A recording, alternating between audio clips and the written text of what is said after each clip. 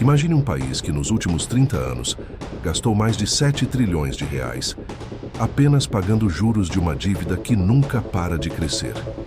Para você ter uma ideia, esse valor seria suficiente para construir 1.400 usinas de Itaipu ou pavimentar o Brasil inteiro com rodovias de primeiro mundo.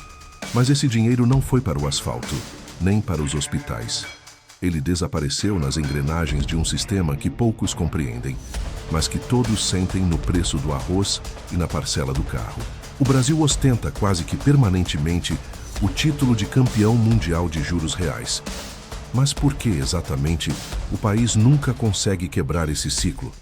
A resposta não está apenas na economia, mas em um pacto de poder que começou muito antes do que você imagina.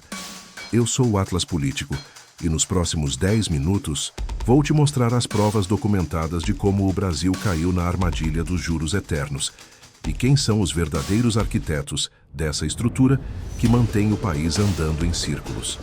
Se você busca entender o Brasil além dos gritos da polarização, inscreva-se. Aqui os dados falam mais alto que a ideologia. Para entender o presente, precisamos olhar para 1994.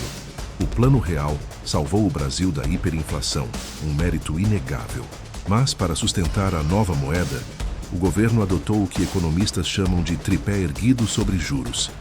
Naquela época, a taxa Selic chegou a surreais 45% ao ano.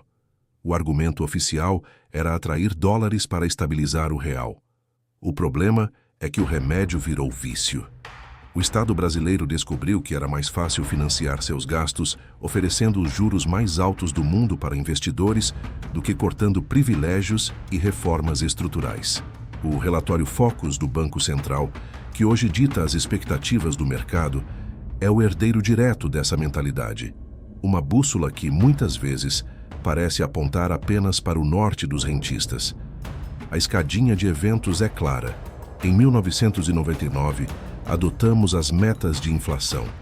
Em 2002, a Carta aos Brasileiros selou o compromisso de que, não importa quem vencesse a eleição, os juros continuariam sendo a ferramenta principal de controle. O resultado? Uma dívida pública que era de 30% do PIB nos anos 90 e que hoje flerta com os 80%.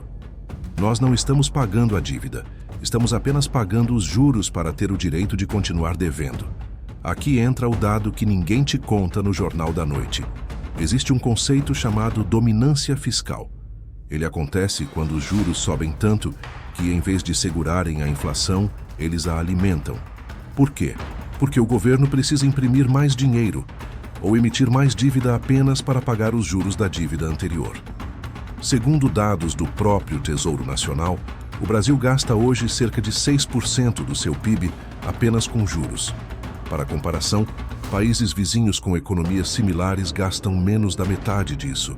O plot twist é que, enquanto o debate público foca em auxílio emergencial ou Bolsa Família, o verdadeiro ralo do orçamento, o serviço da dívida, raramente entra na pauta de cortes do Congresso. Vamos ao núcleo da investigação. O sistema financeiro brasileiro é um dos mais concentrados do planeta. 5 bancos controlam mais de 80% do mercado de crédito. Documentos do CAD e estudos da USP mostram que essa concentração permite que o spread bancário, a diferença entre o que o banco paga de juros e o que ele cobra de você, seja astronômico. Quando o Banco Central sobe a Selic para 13% ou 14%, o juro na ponta para o pequeno empresário ou para o consumidor no cartão de crédito ultrapassa os 400%. É uma transferência massiva de renda, do trabalho para o capital improdutivo.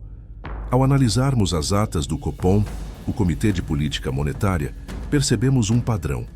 As decisões são tomadas com base em modelos matemáticos que pressupõem que o brasileiro consome demais. Mas a realidade das ruas, documentada pelo IBGE, mostra que o consumo das famílias está estagnado. O juro alto no Brasil não está combatendo uma inflação de demanda, onde as pessoas estão comprando muito, mas sim uma inflação de custos, energia, combustível e dólar. É como tentar apagar um incêndio na cozinha jogando água na sala. Você estraga os móveis e o fogo continua lá. E como isso se conecta com o que está acontecendo agora em 2026?